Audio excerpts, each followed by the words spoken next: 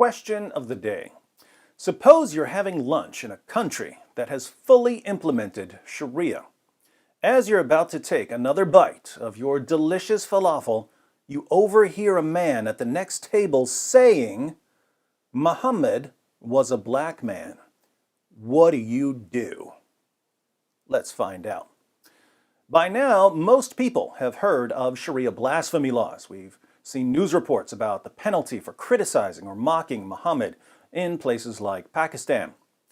Sharia blasphemy laws for criticizing Muhammad are based on Muhammad's response to critics. He ordered his followers to kill them. Let's look at a few examples in Ibn Ishaq, pages 550 to 551. This passage is about Muhammad conquering Mecca.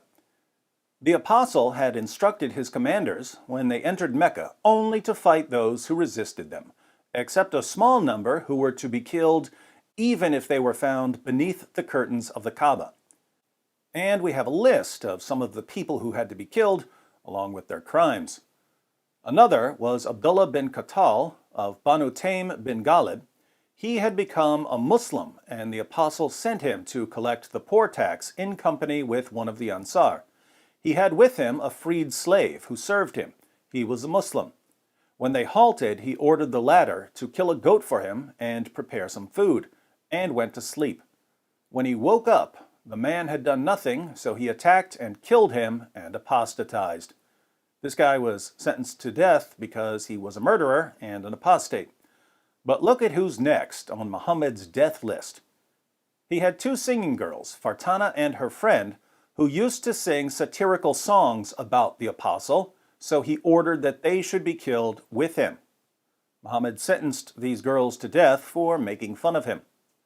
Another was Al-Huwayrith bin Nukayd bin Wahab bin Abd bin Qusay, one of those who used to insult him in Mecca. A little farther down the page we have, and Sarah, freed slave of one of the Banu Abdul Muttalib. Sarah had insulted him in Mecca. So, Muhammad repeatedly ordered his followers to execute people for making fun of him. Notice, however, that the passage doesn't say how these people insulted Muhammad. It didn't really matter. If you insulted Muhammad, you had to die. This is why it became the rule under Sharia to execute people who insult Muhammad.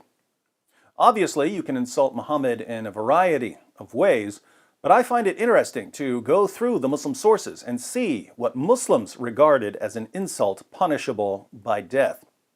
And Muslim scholars came up with some interesting criteria.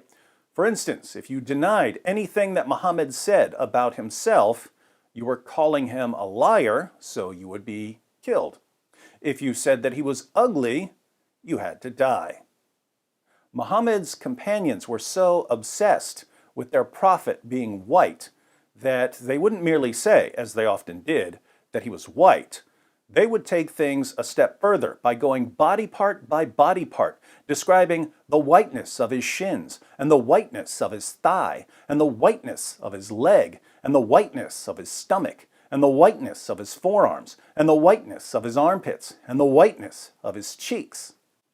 If Muhammad's companions were this obsessed with Muhammad's epic whiteness, it was clearly an insult to falsely claim that he was black. And this is exactly what Muslim scholars concluded. Hence, we read in Qadi Iyad's Ash-Shifa, one of Islam's most popular and respected books on Muhammad's life and teachings, page 287, Ahmad ibn Sulayman, Sahnun's companion, said that whoever says that the Prophet was black is killed. The Prophet was not black. Calling Muhammad a black man was a death penalty. Muslim apologists respond to this quotation by pointing out that, in context, the penalties in this section of Ash-Shifa are for saying something false about Muhammad. According to this interpretation, it's not that it's bad to be black, it's that Muhammad simply wasn't black, he was white. So a man who calls Muhammad a black man would be killed, not because it's an insult to call someone black, but only because it's a crime to say something false about Muhammad. I see two problems with this response. First, the section of Ash-Shifa in question is about whether someone who calls Muhammad a liar is an apostate or a heretic. This would mean that calling Muhammad black is calling him a liar, in which case our Muslim friends are either telling us that black people are liars, or they're telling us that Muhammad claimed not to be black. I can't think of a passage where Muhammad said that he's not black, so our Muslim friends must be claiming that black people are liars. Second, we find the same penalty mentioned in another section of Ash-Shifa. We read on page 275, Ahmad ibn Sulayman, the companion of Sahnun, said, "Anyone who says that the Prophet was black should be killed." This penalty is recorded in a section titled, "The Judgment of the Sharia regarding someone who curses or disparages the Prophet." So, if you call Muhammad a black man, you're either cursing him or you're disparaging him, or both. Which is it, Muslims? Returning to our question of the day, if you're having lunch in a country that has fully implemented Sharia, and you overhear a man at the next table saying that Muhammad was a black man, what do?